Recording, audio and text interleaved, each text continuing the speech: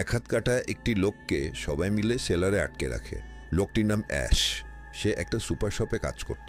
তার গার্লফ্রেন্ডকে নিয়ে একদিন বনের ভিতরে এক কেবিনে ঘুরতে গেলে তাদের সাথে ঘটে এক ভয়ানক ঘটনা। অ্যানি তার বাবার রেকর্ডিং টেপ রেকর্ডারে শোনে। রেকর্ডিংয়ে তার বাবা বলে সে প্রাচীন এক মন্ত্র জপ করে অশুভ এক শক্তিকে ভুলবশত ডেকে ফেলেছে।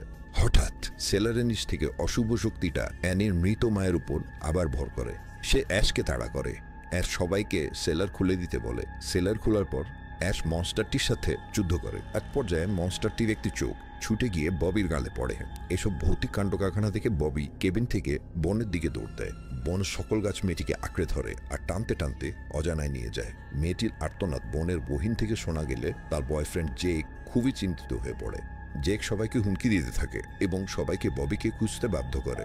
বনের ভিতর থেকে অশুভ আত্মা আবার অ্যাশের উপর ভর করে। সে সবাইকে ধাওয়া করে। অ্যানি কেবিনে ঢুকে পড়ে এবং ভয় পেয়ে ভুলবশত জেকের পেটে ড্যাগার বসিয়ে দেয়। সে জেককে কেবিনের ভিতর নিয়ে আসলে হঠাৎ সেলার থেকে সেখানে থাকা মনস্টারটি তাকে টেনে নিয়ে যায় এবং খেয়ে ফেলে। এদিকে অ্যাশ স্বাভাবিক হলে অ্যানির সাহায্যে তার হাতের সাথে একটি চেনস লাগিয়ে ফেলে। তারা সেলার খুলে মনস্টারটিকে মারতে যায়। মনস্টারটি তার চেহারা, হাত, পা সবকিছু আরো ভয়ঙ্কর করে ফেলে। অ্যাশ তার চেনস দিয়ে তাকে টুকরো টুকরো করে ফেলে। অ্যানি অশুভ শক্তি তাড়ানোর মন্ত্র পড়তে থাকে। এমন সময় অ্যাশের কেটে যাওয়া শয়তান হাতটা তার পিঠে ড্যাগারটি বসিয়ে দেয়। অ্যানি কোনো মতে মন্ত্রটি শেষ করে শেষ নিঃশ্বাস ত্যাগ করে। সবকিছু স্বাভাবিক হয়ে গেছে দেখে অ্যাশ অ্যানির কাছে যায়। তখনই দরজার বাইরে অজানা এক দুনিয়ার একটি পোর্টাল খোলে। অ্যাশ তার গাড়ি সহ পোর্টালের ভিতর হারিয়ে যায়।